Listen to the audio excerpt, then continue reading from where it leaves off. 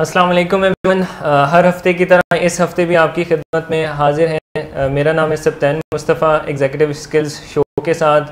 आज ईद का दिन है। होप आप सबकी ईद बहुत ज़बरदस्त गुजर रही होगी। मेरी तरफ से, विलिंग वेस्ट की तरफ से आप सबको बहुत बहुत ईद मुबारक। और मेरे साथ मिस शमाइला मौजूद हैं। मिस शमाइला, आपको भी बहुत बहुत ईद मुबारक। आपको भी बहुत बहुत ईद मुबारक। और कैसे गुजरी आपकी ईद? सुबह से अभी तक तो बिज़ी, काफ़ी घर के काम, कुर्बानी में मसरूफियत। आपकी ईद कैसी गुजरी? बिल्कुल बहुत अच्छी गुजरी है। ईद अच्छी गुजरती है सबकी, लेकिन आप जैसे कुर्बानी के काम करने होते हैं तो हमें ज़रा इतना खाने पकाने के काम और खाने की ज़रा ज़्यादा नहीं इस ईद पर। अच्छी गुजरी एज़ यूजुअल। और आपको भी बहुत ईद मुबारक। हमारे तमाम सेंटर्स को बहुत बहुत ईद मुबारक। इवन हमारे सारे व्यूवर्स को बहुत बहुत ईद मुबारक। व्यूवर्स के साथ साथ हमारे पास जो टीम मौजूद है हमारे साथ इस वक्त ईद के दिन आए हुए हैं हम लोग, और इस शो में पार्टिसिपेट कर रहे हैं। उन सबको भी बहुत बहुत ईद मुबारक। देखने वालों को सबको बहुत ईद मुबारक। चलिए, ईद की जो विशिंग है उसके बाद हम अपने प्रोग्राम को स्टार्ट करते हैं कि साथ साथ हम इसको भी डिस्कस करते जाएंगे। जी, एग्जीक्यूटिव स्किल्स पे हमारा सैटरडे का शो होता है, जिसमें हम पेरेंट्स को अभी गाइडलाइंस प्रोवाइड करने की कोशिश कर रहे हैं कि वो अपने टीनेजर्स को किस तरह इन स्किल्स से उनको मास्टरी हासिल करें, स्किल्स पे कैसे उनको पॉलिश करें। जो ब्रेन बेस्ड स्किल्स हैं, जो जिनकी हार्ड वायरिंग हमारे मौजूद है, उनको मास्टरी की ज़रूरत होती है। और आज हम फोकस करेंगे किस तरह पेरेंट्स मोटिवेट कर सकते हैं यंगस्टर्स को, अपनी चिल्ड्रंस को, कि वो एग्जीक्यूटिव स्किल्स सीखें और सीखने की तरफ आएँ। तो मोटिवेशन का आज हमारा टॉपिक है, पेरेंट्स कैसे मोटिवेट करें अपने टीनेजर्स को। सो बेसिक टॉपिक तो हमारा ये है कि कैसे पेरेंट्स मोटिवेट कर सकते हैं। कुछ ऐसी गाइडलाइंस हम डिस्कस करेंगे, चूँकि बहुत सारे बच्चे नहीं चाहते, मतलब उनको तो उनके पॉइंट ऑफ व्यू से लाइफ बिल्कुल ठीक जा रही होती है ना, कि अगर वो ज़रा फास्ट ड्राइविंग कर रहे हैं और रिस्क को असेस नहीं कर रहे, और अगर उनका टाइम मैनेजमेंट पुअर है, सो उनको सम टाइम बच्चों को ये नहीं भी प्रॉब्लम समझ रहे होते कि ये प्रॉब्लम है, पेरेंट्स ज़रूर समझ रहे होते हैं। तो आज के प्रोग्राम में ख़ास करके हम ये डिस्कस करेंगे कि ऐसे बच्चों के साथ कैसे पेरेंट्स जो है वो काम कर सकते हैं। देखिए, हमने बहुत दफ़ा बहुत पहले प्रोग्राम में डिस्कस किए थे बिहेवियरल स्टाइल्स ऑफ टीनेजर के। कुछ बिहेवियरल स्टाइल्स होते हैं जिसपे कुछ बच्चे जो होते हैं वो चाहते हैं कि हमारे साथ डिफ़िकल्टीज़ हैं तो हमें हेल्प किया जाए वो पेरेंट्स से। कुछ बच्चों की कैटेगरीज होती है, वो कहते हैं कि हाँ प्रॉब्लम तो है बट विल हैंडल इट, हमें इस हेल्प। कैटेगरी में ज़्यादा बच्चे होते हैं नहीं, ज़्यादा कैटेगरी में इस तरह के बच्चे होते हैं जो कहते हैं मसला ही कोई नहीं, और आपको अगर कोई मसला होया भी तो मैं खुद हैंडल कर। सो आज इस टॉपिक पर बात करेंगे कि उन बच्चों के साथ क्या किया जाए जो कि नंबर वन कंसिडर ही नहीं करते कि उनको जो डिफ़िकल्टीज आ रही हैं उसको उसके ऊपर काम करने की ज़रूरत है। सो पेरेंट्स इस ऐसी सिचुएशन में काफ़ी थक से जाते हैं कि अब क्या किया जाए, और इमोशनल होकर फिर सम टाइम ऐसे फैसले भी पेरेंट्स को लेना पड़ते हैं कि ठीक है, अब ये पढ़ाई नहीं कर रहा तो चलिए हम इसको किसी काम पर डाल देते हैं। सो ये सवाल बहुत दफ़ा हमसे पेरेंट्स ने भी ये किया कि बच्चा समझता ही नहीं है, वो समझे कैसे, वो माने कैसे कि उसको हेल्प की ज़रूरत है और हम उसको बेहतर हेल्प कर सकते हैं। तो आज के प्रोग्राम में इनफैक्ट हम ये डिस्कस करेंगे कि बच्चों को कैसे मनाया जाए और कैसे उनको एग्जीक्यूटिव स्किल्स को इन्हांस करने की तरफ, इम्प्रूव करने की तरफ मोटिवेट किया जाए। आज हमने शो में एक क्वेश्चन भी ऐड करना है। क्वेश्चन हमें काफ़ी आते रहते हैं कमेंट्स में, बट एक इंटरेस्टिंग क्वेश्चन हमने पिक किया जिसमें आज हम हेल्प करेंगे, आंसर करने की कोशिश करेंगे। आपने ड्राइविंग का जिक्र किया था मिस, तो कुछ ड्राइविंग से रिलेटेड ही क्वेश्चन है। एक मदर हैं जिन्होंने ये क्वेश्चन किया कि इनका बच्चा है जो काफ़ी फास्ट और रैश ड्राइविंग करता है, जिसमें रिस्क है और वो कॉन्सिक्वेंसेस हैं, जान का ख़तरा है, साथ बैठे वाले शख्स की जान, अपनी जान, तो वो कैसे अपने बच्चे को हेल्प करें। अच्छा, इस सवाल में उन्होंने कोई एग्जीक्यूटिव स्किल को आइडेंटिफाई नहीं किया। उन्होंने एक सवाल हमें ये इनबॉक्स किया कि बच्चों को कैसे हम ये समझाएं कि ये उनकी जान के लिए ख़तरा। यानी उनका सवाल बेसिकली ये था कि रिस्क को कैसे वो असेस कर पाएँ इस हवाले से। तो इसमें हम ये भी देखते हैं कि ये किस एग्जीक्यूटिव स्किल की वीकनेस की निशानी है। आप गेस करते हैं किस एग्जीक्यूटिव स्किल की वीकनेस होने की निशानी है ये, कि अगर कोई रैश ड्राइविंग करता है या रिस्क को असेस नहीं करता, आगे कॉन्सिक्वेंसेस को सामने ना रखना, बगैर नताइज की परवाह की आगे बढ़ना, ये रिस्पॉन्स इनहिबिशन से लिंक करता है? बिल्कुल, आपका जवाब दुरुस्त है। आपको आज मटन कढ़ाई दी जाएगी वहाँ से पे। सो बिल्कुल रिस्पॉन्स इनहिबिशन की एग्जेक्टिव स्किल जो है वो लैक कर होता है बच्चा। लेकिन बहुत सारे पेरेंट्स को जब हम ये बात करते हैं ना कि कॉन्सिक्वेंसेस को रिव्यू नहीं कर पाते बच्चे, और रिस्क असेसमेंट, उनकी रिस्क असेसमेंट पुअर होती है। यहाँ पर अगेन थोड़ा सा रुक कर हम बात बताएंगे ब्रेन डेवलपमेंट की, क्योंकि हम ये प्रोग्राम करने का मकसद ये है कि डेवलपमेंट के कुछ चेंजेस और रिक्वायरमेंट्स हैं जिसकी वजह से टीनेजर्स को ज़रा डिफ़िकल्टी का सामना है, और पेरेंट्स इस डेवलपमेंट लेवल को अंडरस्टैंड करके अपने बच्चों की हेल्प कैसे कर सकते हैं। सो रिस्पॉन्स इनहिबिशन और रिस्क असेसमेंट का पुअर होना एक मेजर इसका जो रीज़न है वो ये है कि ब्रेन में जो रिस्क असेसमेंट या जो भी डिसीजन मेकिंग का हमारा एरिया है, जब कोई एडल्ट रिस्क को असेस करता है तो वो कॉस्ट एंड बेनिफिट देखता है कि अच्छा अगर मैं तेज स्पीड करूँगा, मुझे कोई ओवरटेक कर रहा है, तो एडल्ट सम टाइम ये नहीं सोचेगा, मतलब मोस्ट ऑफ द टाइम वो भी सोच सकते हो सकता है उसकी एग्जेक्टिव स्किल एडल्टहुड में भी एज अ वीकनेस एग्जिस्ट कर रही हो, लेकिन मोस्ट ऑफ द टाइम ये सोचेगा कि अच्छा ज़रा ज़िंदगी खतरे में आ सकती है, फ़ायदा कोई नहीं है, एंड रिजल्ट क्या है, एंड रिजल्ट क्या है, कॉन्सिक्वेंसेस को बहरहाल वो गेस या कोई ना कोई अंदाज़ा तो लगा ही लेते हैं। टीन इसलिए नहीं लगा पाता कि उनका रिस्क असेसमेंट पुअर इसलिए होता है कि उनका जो ब्रेन में, जो थोड़ी सी टेक्निकल बात कर रही हूँ, कि रिवॉर्ड सेंटर हिट होने के लिए जिस केमिकल की ज़रूरत होती है, यानी हम सब जो प्लेजर फील करते हैं इसका बाकायदा एक हमारे दिमाग में सिस्टम होता है, रिवॉर्ड सेंटर होता है, उसको केमिकल्स के ज़रिए ज़रा उस केमिकल का लेवल ज़्यादा होता है, वो हिट होता है, then we feel pleasure. Different areas of brain involve, इस चीज़ को रिवॉर्ड सर्किट कहते हैं।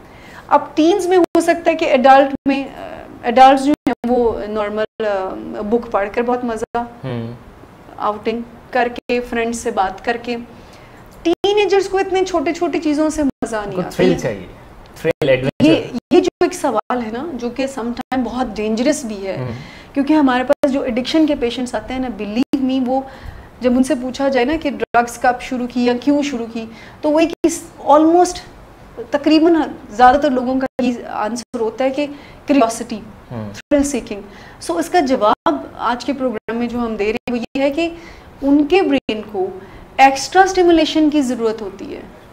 मिसाल के तौर पर अगर एक एडल्ट का ब्रेन 10 के लेवल पर हिट हो जाता है और उसके लिए वो मज़ा बहुत है और उसको इंजॉय करता है और उसको फिर एंड भी करता है, यानी वो कंटिन्यूस प्लेयर में नहीं रहता, वो कहता है कि अच्छा बस बहुत ज़्यादा मज़ा हो गया तो ना इसको ब्रेक लगानी चाहिए। लेकिन टीन का ब्रेन जो है ना सत्यान साहब, वो ज़्यादा स्टिमुलेशन की जरूरत, ज़्यादा हिट, ज़्यादा प्लेजर, ज़्यादा डोपामिन रिलीज होने की ज़रूरत है, ज़्यादा वो केमिकल का लेवल इंक्रीज होने की ज़रूरत है, जो कि छोटी मोटी बातों से शायद अनफॉर्चुनेटली नहीं हिट होता। तो उनको रैश ड्राइविंग करके, एक एग्जांपल है कि उनको बहुत मज़ा आता है स्पीड करके। इसमें मैं आपसे भी सवाल पूछना चाहूँगी, आपने अपनी टीनेजिंग में कभी वन व्हीलिंग या रैश ड्राइविंग या ड्रिफ्टिंग की कुछ नाकाम कोशिश की थी? आई रिमेंबर कि फास्ट एंड फ्यूरियस के सीक्वल्स आते थे तो हम वो देख के काफ़ी, मैं मूवी देख के फ़ौरन से अपनी गाड़ी में बैठा और कुछ ड्रिफ्टिंग की नाकाम कोशिश की, जिसमें गाड़ी के टायर्स की काफ़ी ख़राबी, इंजन की। ये teenage, it happens actually.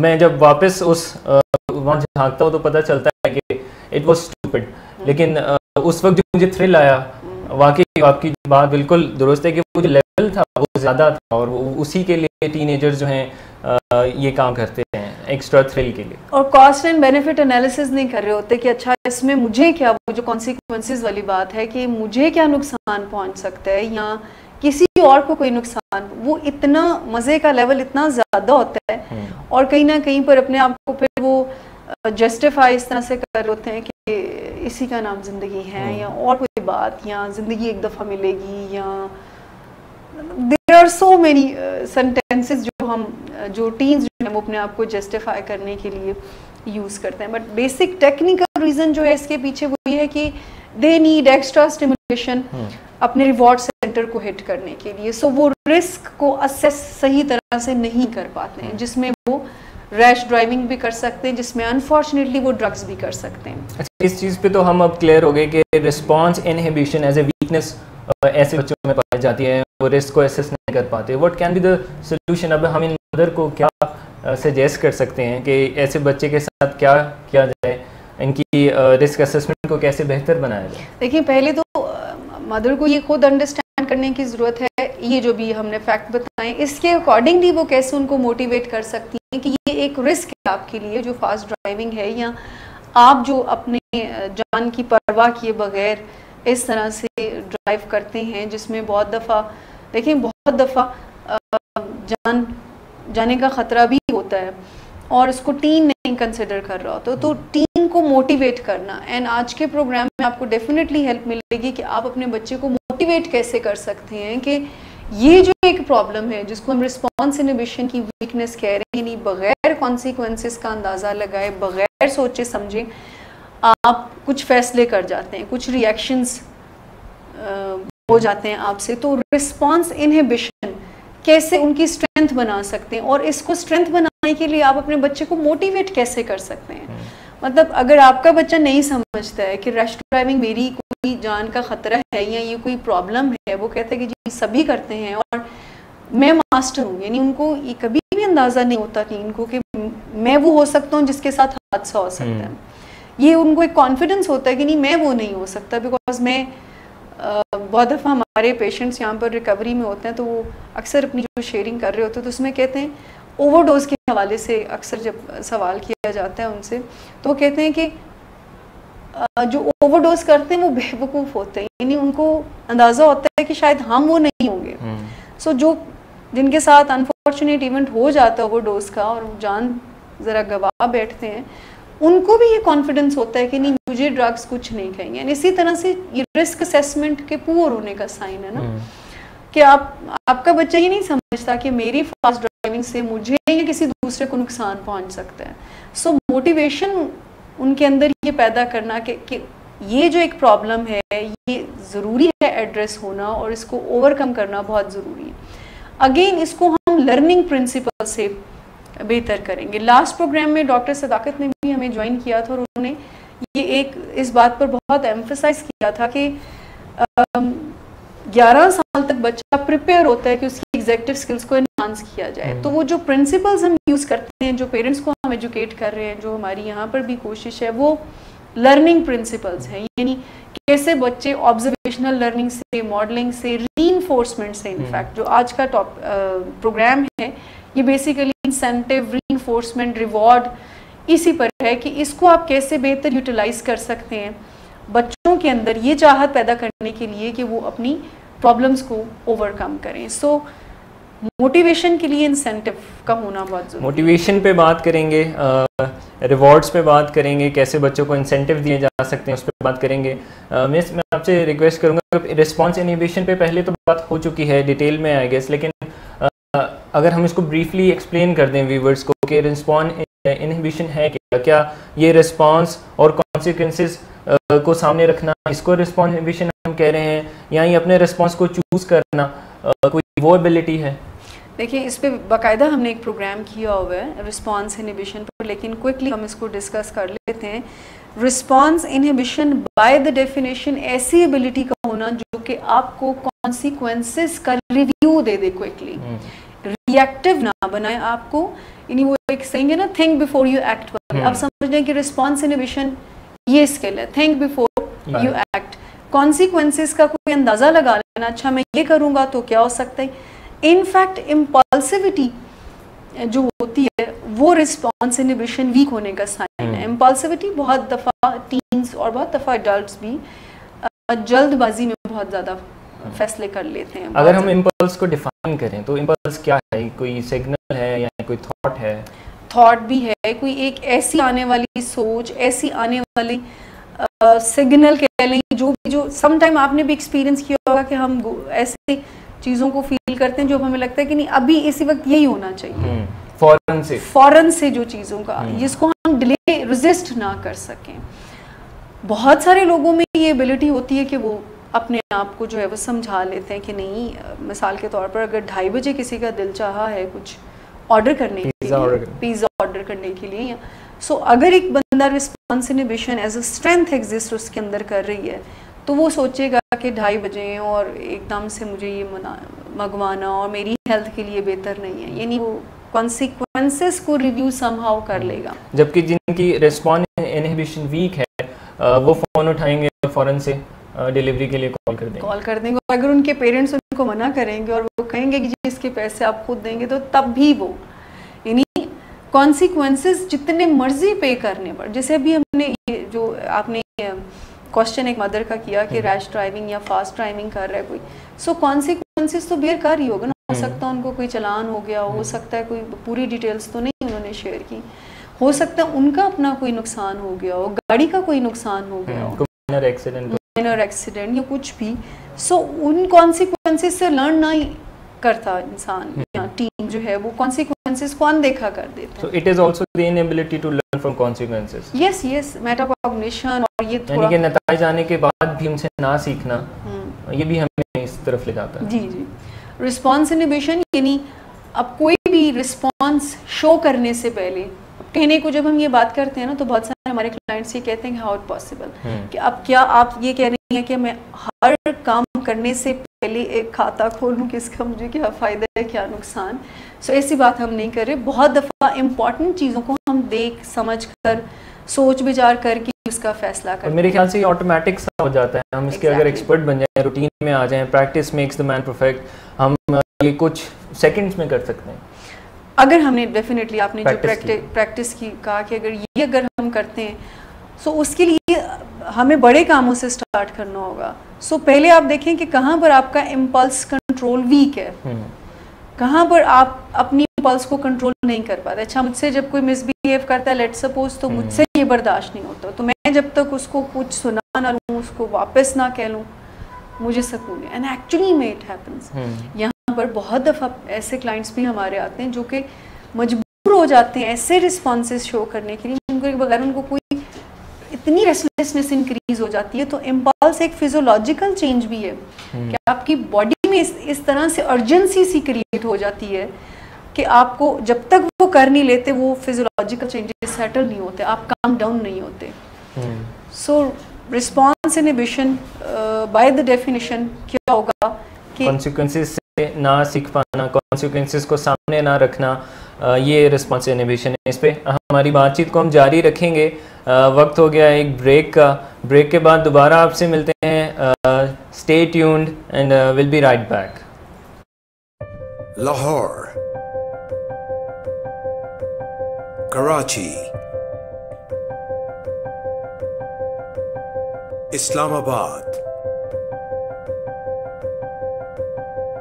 Murray, across the nation, this is Willing Ways Pakistan. Welcome back everyone. आप सबको दोबारा से बहुत बहुत ईद मुबारक। हम बात कर रहे थे एग्जीक्यूटिव स्किल्स पे, रिस्पांस इनहिबिशन पे। आज ईद का दिन है। रिस्पांस इनहिबिशन यानी कि कॉन्सिक्वेंसेस को सामने ना रखना, इम्पल्सेस पे एक्ट करना। तो मिस, आज भी काफ़ी इम्पल्सेस सबको होंगी। सेलिब्रेशन का दिन है, सेलिब्रेशंस में काफ़ी इम्पल्सेस आती हैं। खाने में इम्पल्सेस को कंट्रोल करना बहुत ज़रूरी है। बारबेक्यू और कुछ भी, यानी वो यहाँ पर ईद पे ज़्यादातर अगर हम देखें तो इमोशन से ज़रा ज़्यादा खा रहे होते हैं, तो भूख से इमोशनल ईटिंग हो रही होती है। इमोशनल ईटिंग हो रही होती है। तो रिस्पॉन्स इनहिबिशन बहुत हेल्प करेगा अगर आप कॉन्सिक्वेंसेस को रिव्यू करने, यानी आपको फिर बाद में अपने ऑफिस में एप्लीकेशन ना फॉरवर्ड करनी पड़े कि जी डायरिया हो गया है या फूड पॉइजनिंग हो गई है। तो रिस्पॉन्स इनहिबिशन आपको बहुत हेल्प करेगी। बिल्कुल आपने सही ये पॉइंट उठाया कि ईद के हवाले से एग्जीक्यूटिव स्किल्स हमें कैसे हेल्प कर सकती हैं। तो ये तो ऑन अ लाइटर नोट हम बात कर रहे हैं कि खाने पीने के मामले में आपको रिस्पॉन्स इनहिबिशन स्पेशली इम्पल्स आती है कि नहीं बस सब खा लिया जाए। सब जितने भी लोग यहाँ पर बैठे हैं, इंक्लूडिंग आवरसेल्फ, हम ज़रा स्पेशल ट्रीटमेंट अपने आप को देते हैं कि ये कोई दिन ऐसा है कि जिसमें हम खा सकते हैं। यानी अपनी इम्पल्स को ज़रा कंट्रोल करना हमारे लिए मुश्किल हो जाता है। मुश्किल है, काफ़ी मुश्किल हो जाता है हमारे लिए। तो उस पर ज़रा इम्पल्स को कंट्रोल कैसे किया जाए और अपनी कॉन्सिक्वेंसेस को कैसे देखा जाए कि रिव्यू करने का स्किल जो है आज डेफिनेटली हम सबको यूज़ करना चाहिए। और इसके अलावा भी जैसे मेटाकॉग्निशन है, अगर लास्ट ईद पे कुछ ऐसा हुआ था जो कि ज़रा मज़ेदार नहीं हुआ आपके साथ, तो उसको रिव्यू कर सकते हैं, उसको कैसे बेहतर बनाए। लास्ट टाइम जो हमने प्रोग्राम किया था वर्किंग मेमोरी पे, लास्ट एक्सपीरियंसेस से हम कॉम्प्लेक्स टास्क को जो है वो परफॉर्म कर पास्ट एक्सपीरियंसेस से लर्न करना, वर्किंग मेमोरी को सामने रखते हुए ईद पे हम इन सारे एग्जीक्यूटिव स्किल्स से फ़ायदा उठा सकते हैं। जिन ख़वातीन की बिरयानी या खाने लास्ट ईद पे ठीक नहीं बने थे, तो वो अपनी वर्किंग मेमोरी पे काम करके इस दफ़ा जो है वो अच्छा ट्राई कर सकती हैं खाना। पर इसके अलावा इमोशनल कंट्रोल बहुत ज़रूरी है, क्योंकि इमोशनल कंट्रोल अगर नहीं उसको हम बेहतर तरीके से कर रहे हैं तो डेफिनेटली फेस्टिव ओकेजन्स में बहुत ज़्यादा प्रॉब्लम्स आ सकती हैं। खुशी भी एक इमोशन है। Very right. और इमोशन कोई भी आउट ऑफ प्रोपोर्शन हो, वो हमारी सोचने समझने की सलाहियत को ज़रा इन्फ्लुएंस कर रहा होता है। और ड्रग्स का इस्तेमाल बहुत दफ़ा फिर देखने में आया, वो भी इमोशनल कंट्रोल और रिस्पॉन्स इनहिबिशन की ही एग्जीक्यूटिव स्किल के वीक होने का साइन यहाँ पे कॉन्सिक्वेंसेस को रियलाइज़ नहीं करते, और जस्टिफिकेशन ये कि सिर्फ ईद पे ही तो कर रहा हूँ, कौन सा मैंने दोबारा करनी है, सिर्फ ईद पे तो बियर पीने की खैर इजाज़त होनी चाहिए, इस तरह की जस्टिफिकेशन और कॉन्सिक्वेंसेस को सामने ना रखना। बिल्कुल ठीक कह रहे। ये पता नहीं क्यों लाइसेंस हम सब ने अपने आप को दे दिए कि ईद पे तो हमें ये कर लेना चाहिए ना, ईद पे तो आप मना ना करें ना। मतलब ईद की एक दिन है, उसमें आप कोई आप ही की ज़ात होती है, आप ही सफ़र कर सकते हैं उन सारी चीज़ों से। तो ये एक थोड़ा सा मेरे ख्याल से ये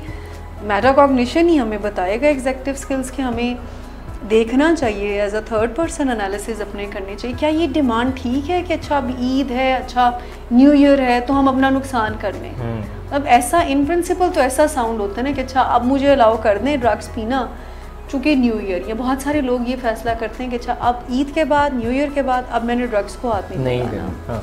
सो ये इस पे मेटाकॉग्निशन की एग्जीक्यूटिव स्किल डेफिनेटली आपको हेल्प करती है कि आप देखें कि ये क्या ये सही डिमांड है मेरी अपने आप से कि जी ईद पे मैं अपना नुकसान कर लूँ। मुझे याद है सर ने एक बहुत अच्छा हम सबके साथ डिस्कशन भी इस हवाले से की थी, डॉक्टर सदाकत ने, कि ज़रूरी नहीं है कि हम ईद और इस तरह के ओकेजन ही सेलिब्रेट करें। सेलिब्रेशन तो हम हर दिन कर सकते हैं, लेकिन अपना नुकसान तो हमें बहरहाल नहीं करना चाहिए। और इस बात को अंडरस्टैंड हम इसी तरीके से कर सकते हैं जब हम response inhibition, emotional control, metacognition, working memory, flexibility, गोल डायरेक्टेड परसिस्टेंस, टास्क इनिशिएशन, ये जितनी भी एग्जीक्यूटिव स्किल्स हैं जो कि टीनेजर की हैं लेकिन एडल्ट्स की भी हैं, उन पर अच्छा काम किया होगा तो हम इन सारी प्रॉब्लम से बच जाएंगे। हम अपनी ही थॉट पैटर्न को नुकसान नहीं देने देंगे अपने आप को। और एग्जीक्यूटिव स्किल्स हमें इफ़ेक्टिव बनाती हैं, तो मेरे ख्याल से ईद पे तो हमें कुछ ज़्यादा इफ़ेक्टिव होने की ज़रूरत होती है। और ओकेजन चाहे कोई भी हो, कोई भी फेस्टिवल हो, अपना नुकसान तो हम किसी कंडीशन में नहीं करेंगे और जो नहीं करना चाहिए। वर्किंग मेमोरी की हमें एग्जीक्यूटिव स्किल ऐसे मेरे जहन में आ रहा है, इस तरह से हेल्प कर सकती है कि लास्ट टाइम अगर इम्पल्स के कंट्रोल नहीं था और उसके इन्फ्लुएंस में आपने खाना वगैरह खाया, तो वर्किंग मेमोरी आपको हेल्प कर सकती है लास्ट एक्सपीरियंसेस को कि मुझे चंक्स में खाना है, मुझे थोड़ा खाना है और मुझे कैसे उस इंफॉर्मेशन को रखते हुए वापस जाना उसी ईद के लास्ट ईद के एक्सपीरियंसेस में, वहाँ से लर्न करना कि मेरी इम्पल्सेस थी, मैंने इमोशनल ईटिंग की थी तो इस बार नहीं करनी।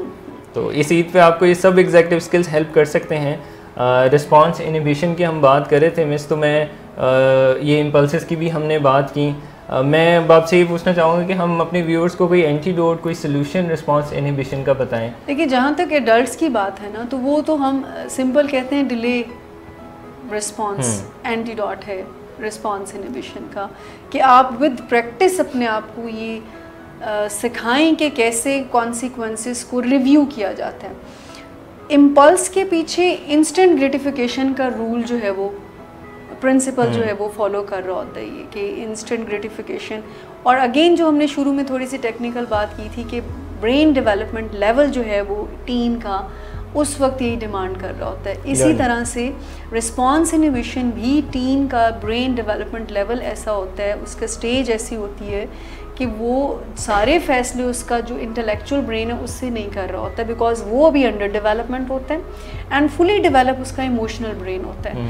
एंड इमोशनल ब्रेन आपको सिर्फ एक ही रूल और प्रिंसिपल आता है कि इस लम्हे इस टाइम तुम्हें जो ठीक लग रहा है जस्ट फौरन आने वाली चीज़। लॉन्ग टर्म के कॉन्सिक्वेंसेस को वो इतना ज़्यादा वेटेज नहीं देते, वो कहते हैं अच्छा मैं अभी कर सकता हूँ तो फिर मैं वेट क्यों करूँ।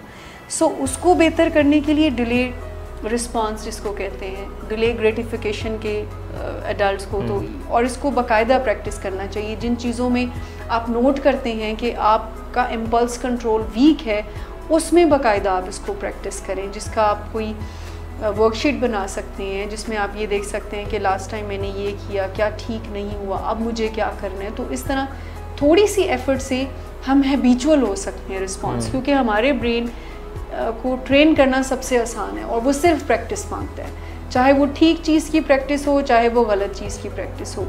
सो जिसकी प्रैक्टिस हम ज़्यादा करते हैं वही हमारा पर्सनैलिटी ट्रेट बनता है। बिल्कुल, इस चीज़ की मैं भी तस्दीक करूँगा, बल्कि रिसर्च एविडेंसेस हमारे पास काफ़ी ज़्यादा मौजूद हैं। बच्चों पे एक रिसर्च की गई थी, मार्शमेलो रिसर्च के नाम से, आसानी से गूगल पे अवेलेबल है। बच्चों को 2 मार्शमेलोस उनके सामने रखी गई और उनको कहा कि अगर आप ये मार्शमेलो अभी खाएंगे तो आप खा सकते हैं, लेकिन if you delay your impulse to eat this marshmallow तो आपको इनाम के तौर पे एक और मार्शमेलो मिलेगी। तो ज़्यादातर बच्चों ने क्या किया होगा मिस, अगर आपने जो बातें की ब्रेन डेवलपमेंट की उसके रेफरेंस पे हम बात करें?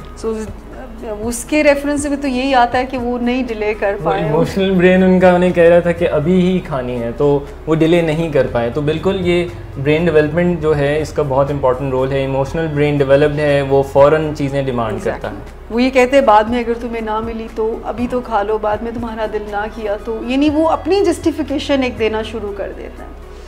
सो डिलेड ग्रेटिफिकेशन को लर्न बाकायदा कर सकते हैं हम सब भी, लेकिन जहाँ पर टीन्स की बात आती है तो उनको पेरेंट्स सिखा सकते हैं। आपने जैसे कहा ना कि उन्होंने रिवॉर्ड अटैच किया, तो रिवॉर्ड अटैच करके भी आप बच्चों को जो है, जो कि बेसिकली हमारे आज के प्रोग्राम में हम इस पर और डिटेल में बात करेंगे कि रिस्पॉन्स इनहिबिशन को रिवॉर्ड, रीइंफोर्समेंट, इंसेंटिव्स को अटैच करके कैसे आप उनको एज अ स्ट्रेंथ उनकी बना सकते हैं। तो मिस कौन सी ऐसी चीज़ें हैं जो हम पेरेंट्स को बता सकें, जो जिन चीज़ों का वो ख्याल रखें तो वो बच्चों को मोटिवेट कर सकते हैं और उनको मोटिवेट करके एग्जीक्यूटिव स्किल्स और स्पेशली ये इम्पल्स कंट्रोल की तरफ वो ला सकें? देखिए, पहले हमने जो एग्जीक्यूटिव स्किल्स की डेफिनेशंस के बाद के कुछ प्रोग्राम्स हैं ना, तो उसमें हमने इन्वायरमेंट पे बात की थी कि हम पेरेंट्स कैसे वो इन्वायरमेंट क्रिएट कर सकते हैं कि उनके बच्चे जो हैं वो ऑटोमेटिकली अपनी एग्जीक्यूटिव स्किल्स के ऊपर काम करें, जिसमें उससे पहले काम किया जाए जब प्रॉब्लम्स आ जाएं। इसी तरह से हमने उस दौरान में बात की थी इन्वायरमेंट में चेंज लाने की, कुछ रूल सेटिंग्स की हमने बात की थी, जिसमें पेरेंट्स के कोई अनरीजनेबल बिलीव्स पे बात की थी हमने और एक्सपेक्टेशंस पर बात की थी।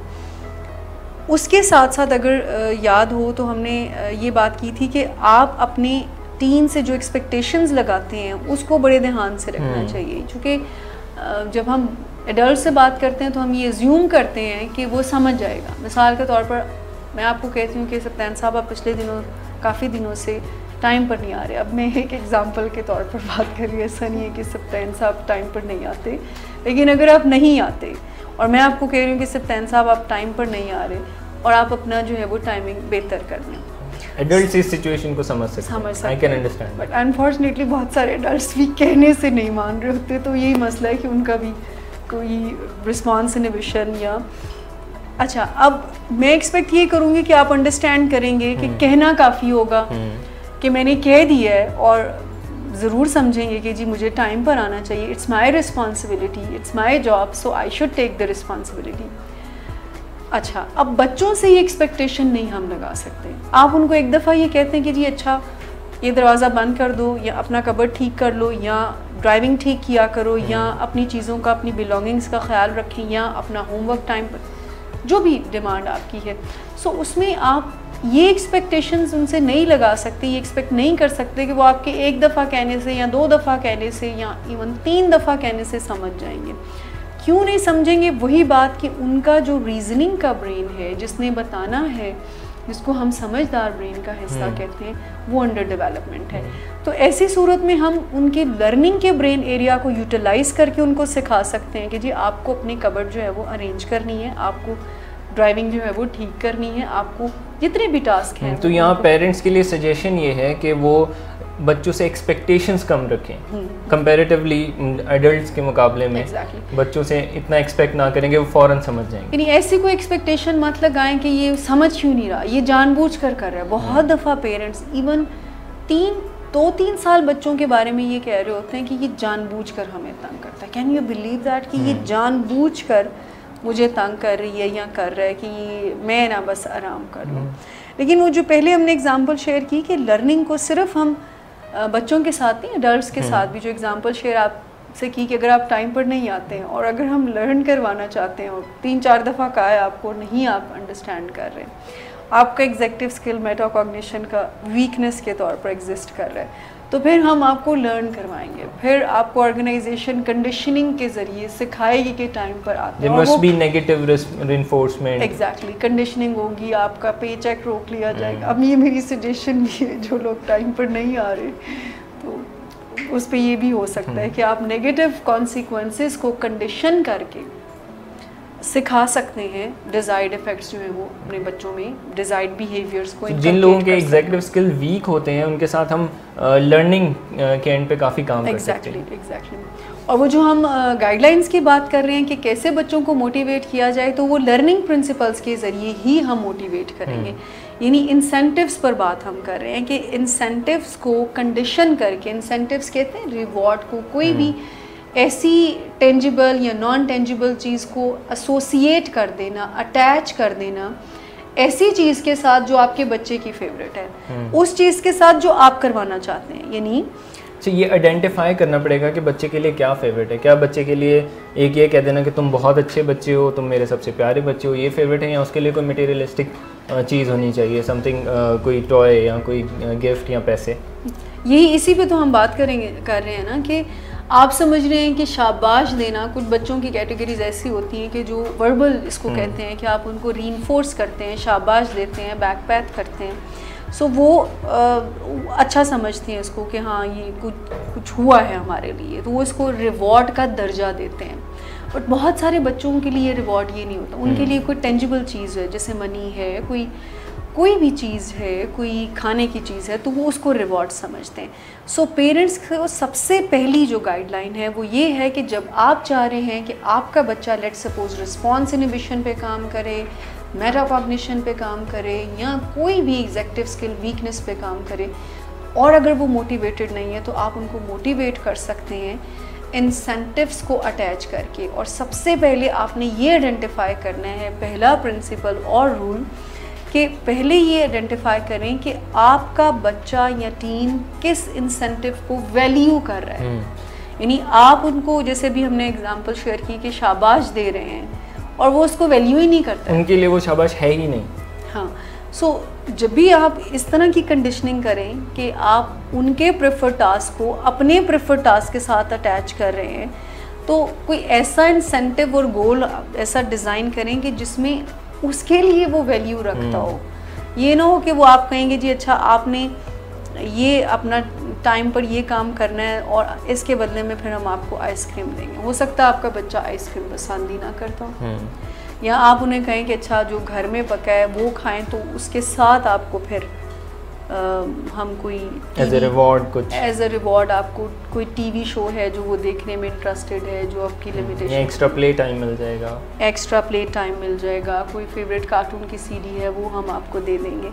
सो अच्छा, इसमें फिर एक चीज़ रुक कर कहना चाहूँगी, ज़रूरी नहीं है कि हम बच्चे की हर ज़रूरत को, हर डिमांड को एक्सेप्ट करें। इसमें आपने डिसाइड करना है उनके साथ। देखिए पेरेंट्स की बहुत पावर होती है, लेकिन सम टाइम, बल्कि most of the time parents को इमोशन वीक कर देते हैं। सो पेरेंट्स को भी अपने इमोशंस को मैनेज करके बच्चों के साथ जो है वो इस तरह की गोल सेटिंग करनी चाहिए। बात को आगे बढ़ाएंगे, हम लोग रिवॉर्ड्स पे बात कर रहे हैं। रिवॉर्ड्स पे पेरेंट्स को किन चीज़ों का ख्याल रखना चाहिए, बात को आगे बढ़ाएंगे। एक छोटी सी ब्रेक लेते हैं, ब्रेक के बाद वापस आइएगा। शो देखते रहिए, will be right back.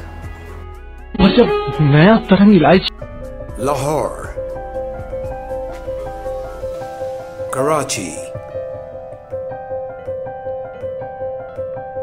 Islamabad, Murray. Across the nation, this is Willing Ways, Pakistan. सरदर्द सरदर्द सरदर्द सरदर्द सरदर्द सरदर्द सरदर्द सरदर्द सरदर्द।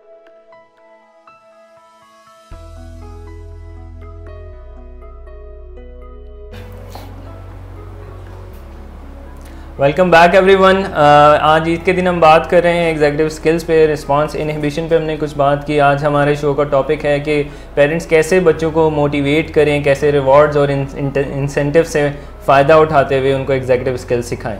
तो मिस शुमाइला हमें बता रही थी कि इंसेंटिव्स जो हैं बच्चों की वैल्यू के अकॉर्डिंग होने चाहिए। पेरेंट्स को आइडेंटिफाई करने की ज़रूरत है कि बच्चों को किन इंसेंटिव्स को बच्चे वैल्यू करते हैं। यानी आपके बच्चे के लिए क्या इंपॉर्टेंट है ये आपको ज़रूर पता होना चाहिए। लेकिन उसमें फिर एक इंडिकेशन ये भी है कि ज़रूरी नहीं है कि मतलब बच्चा कोई ऐसी चीज़ की डिमांड कर रहा है। जैसे बहुत दफ़ा ऐसा देखने में आता है कि अगर 15-16 साल का बच्चा गाड़ी की डिमांड कर रहा है तो वो इंसेंटिव को अटैच नहीं करना है। सो इसमें फिर पेरेंट्स को कम्युनिकेशन स्किल्स हेल्प करती हैं कि वो उस पर कैसे निगोशिएट कर सकते हैं निगोशिएशन के ज़रिए।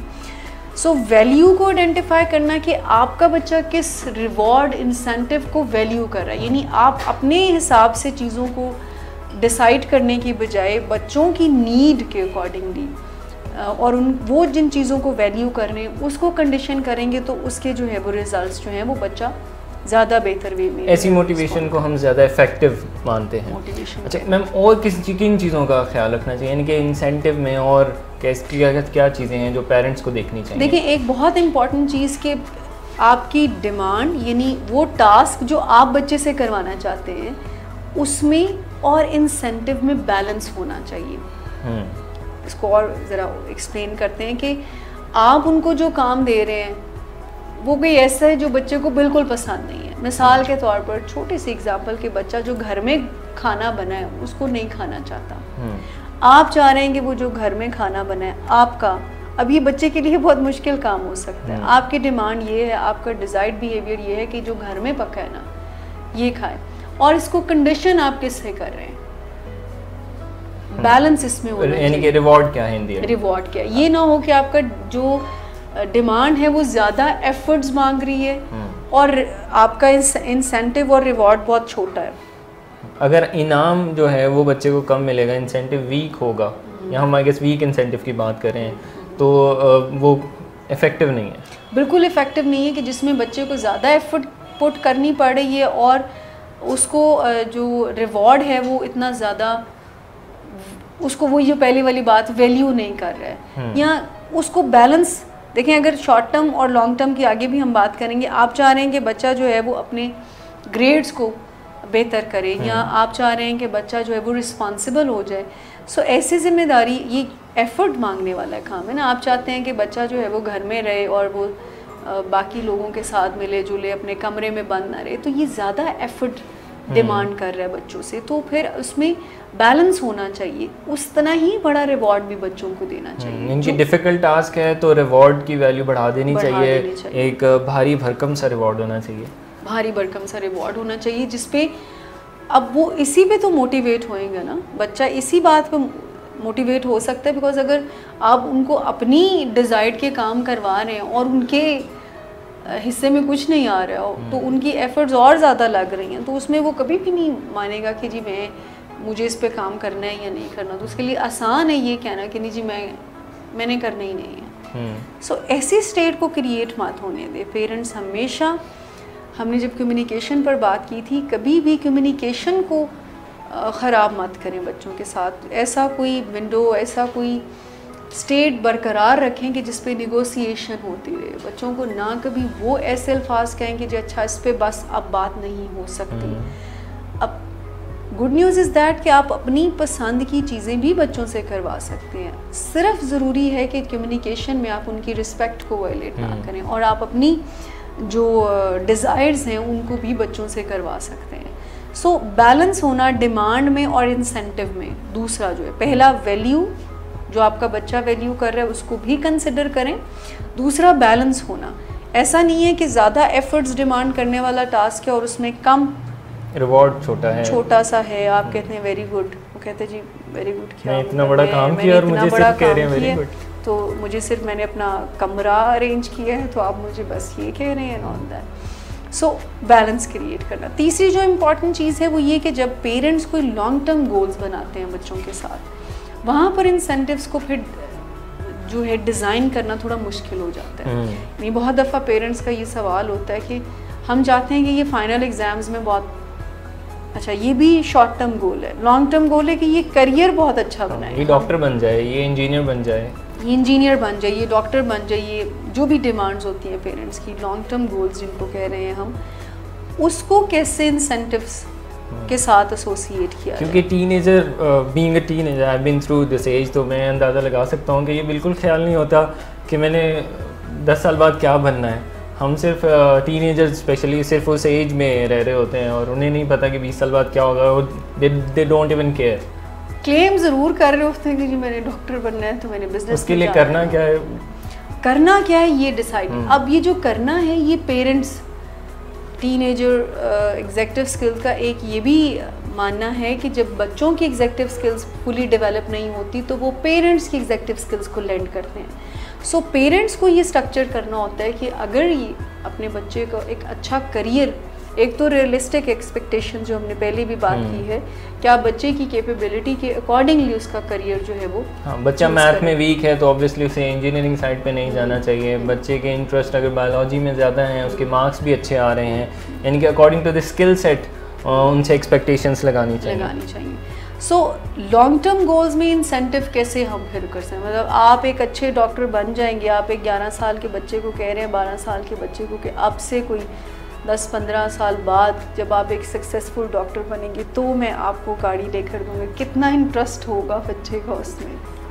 Zero interest. इसलिए शॉर्ट टर्म गोल्स में डिवाइड करना, तो लॉन्ग टर्म गोल्स को छोटे गोल्स में डिवाइड कर लेना और इंसेंटिव्स भी उसी तरह शॉर्ट टर्म गोल्स के साथ इंसेंटिव्स को अटैच करना, एग्जाम्स, आपके ग्रेड्स, क्लास में पोजीशन, अपने आप को ऑर्गेनाइज करना, there are so many things, dedicated study time देना, एग्जैक्टली उस पे फिर रिवॉर्ड, यानी बजाय ये कि हम कहेंगे अच्छा 10 साल बाद आपको कोई बड़ा रिवॉर्ड देंगे, अभी हम चंक्स में डिवाइड कर लें छोटे छोटे टास्क जो कि मेनली उस लॉन्ग टर्म गोल को ही फॉलो कर रहे हैं।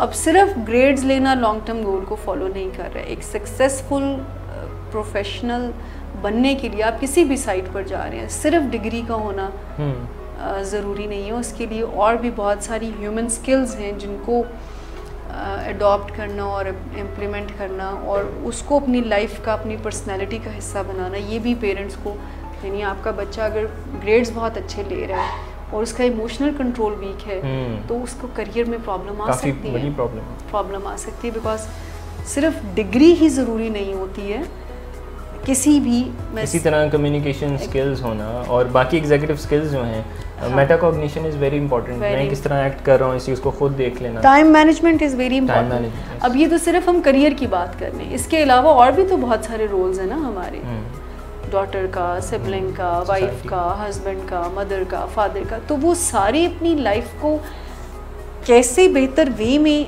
ड्राइव करेंगे, बेसिकली एग्जीक्यूटिव स्किल आपको ये बताएगी कि कैसे स्ट्रेस टॉलरेंस अगर आपके पास है तो लाइफ में आने वाले पॉजिटिव और नेगेटिव स्ट्रेस को कैसे रिजिलियंटली आप हैंडल कर सकते हैं। सो लॉन्ग टर्म गोल को शॉर्ट टर्म गोल्स में जो है वो डिवाइड करके उनके साथ रिवॉर्ड्स अटैच, इंसेंटिव अटैच करना, बच्चों को इनाम भी अकॉर्डिंगली देना।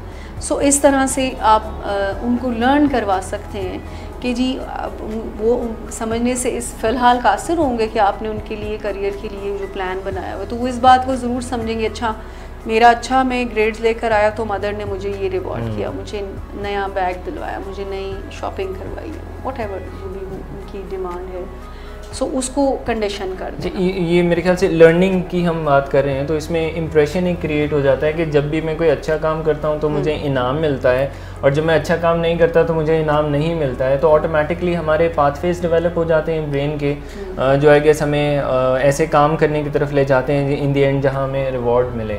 तो इसी तरह लर्निंग की जो इम्पोर्टेंस है बहुत ज़्यादा है, और लर्निंग के थ्रू टीनेजर्स को एग्जीक्यूटिव स्किल्स प्रोवाइड किए जा सकते हैं। एग्जैक्टली, उनको सिखाया जा सकता है। अच्छा, यहाँ पर हम रिवॉर्ड की बात बार बार कर रहे हैं। रिवॉर्ड का मतलब सिर्फ ये नहीं है कि आप उनको कंडीशनिंग सिर्फ उनके पसंद की चीज़ की कर रहे हैं। लर्निंग के प्रिंसिपल्स ये भी कहते हैं कि नेगेटिव कॉन्सिक्वेंसेस को भी अटैच करके उनके जो अनडिज़ायरेबल बिहेवियर्स हैं उनको ओवरकम किया जा सकता है, जिसे नेगेटिव रिइंफोर्समेंट भी कहा जाता है, जिस पे आप नेगेटिव बिहेवियर्स को या एग्जीक्यूटिव स्किल्स वीकनेसेस को ओवरकम करने के लिए कुछ नेचुरल कॉन्सिक्वेंसेस को जब अटैच कर देते हैं। मिसाल के तौर पर अगर आप घर लेट आएंगे तो अगले दिन आप नहीं जा सकते बाहर, तो नेगेटिव कॉन्सिक्वेंसेस को कंडीशन किया ना कि लेट आने की वजह से ये negative result, if and then का वो जो प्रिंसिपल है कि अगर ये होगा तो फिर ये होगा। अब ये पॉजिटिव भी हो सकता है, यानी उनकी पसंद की चीज़ भी हो सकती है, और कोई चीज़ आप कॉन्फिस्केट भी कर सकते हैं, यानी कोई ऐसी चीज़ भी हो सकती है जो कॉन्सिक्वेंसेस हम कह रहे हैं जो उनको बेयर करने पड़ सकते हैं। तो सिर्फ हम रिवॉर्ड और इंसेंटिव की बात नहीं कर रहे हैं हम। जैसे एक नेचुरल कॉन्सिक्वेंस ये होगा कि अगर बच्चे ने घर में कचरा किया है, चीज़ें तोड़ी हैं या मेस क्रिएट किया है, तो उस मेस को वही हैंडल करे, रादर के कोई काम वाले या पेरेंट्स हेल्प करें उनको, वो खुद उसको डील करेगा। That will be a natural consequence कि उन्होंने ख़राब किया है तो वो खुद ही ठीक करे। हाँ, अब इसमें सप्तान साहब इम्पॉर्टेंट चीज़ ज़रूरी नहीं है कि गुस्सा करके नाराज़ होकर ही पेरेंट्स नेगेटिव कॉन्सिक्वेंसेस का इम्प्लीमेंट करवाएं। जब रूल सेटिंग की हम बात करते हैं तो घर का डिज़ाइन अगर ऐसा बना लेते हैं पेरेंट्स, सो उसमें बच्चों का भी सेल्फ रिस्पेक्ट नहीं हर्ट होता, पेरेंट्स भी नाराज़गियाँ नहीं पालते हैं, तो एक सिस्टम में चीज़ आ जाती है कि अगर शुरू से उनको ये कहा हुआ है कि जी जैसे आपने कचरे वाली बात की, जैसे मैंने कहा कि 10 बजे के बाद घर नहीं जा सकते, तो वो इसमें कोई वो ज़रूरी नहीं है कि वो नाराज़ होकर नहीं मैंने कह दिया है एंड ऑल दैट, उन्होंने कहा जी बाउंड्री सेटिंग। हाँ, उससे पहले आप जितना मर्जी अपना अरेंज करें, फ्रेंड्स के साथ जाना है, तो ये एक लिमिटेशन जो है ये होना ज़रूरी है घर में। लास्ट जो पॉइंट है वो ये है कि कैसे मिसाल के तौर पर ऐसी सिचुएशन भी आ सकती है कि आप समझ रहे हैं, और मोस्ट ऑफ द टाइम हम समझ रहे होते हैं, यहाँ पर हमें केसेस देखने को मिलते हैं कि पेरेंट्स ज़्यादा परेशान होते हैं बच्चों की, मतलब अगर बच्चे के ग्रेड्स अच्छे नहीं आ रहे तो इन प्रिंसिपल बच्चों को परेशान होना चाहिए। अगर उनका करियर आगे नहीं बढ़ पा रहा है तो होना तो उनको परेशान फ्यूचर चाहिए। उनका है, करियर उनका है, परेशानी पेरेंट्स को। पेरेंट्स इस तरह से कर रहे होते हैं कि ये शायद कोई उनके, अक्सर हम पेरेंट्स को कहते हैं कि जो आप ये डिग्री की इतनी डिमांड कर रहे हैं, बच्चों को हम कह रहे होते हैं, तो आपकी डिग्री के ऊपर नाम पेरेंट्स का तो नहीं आना है।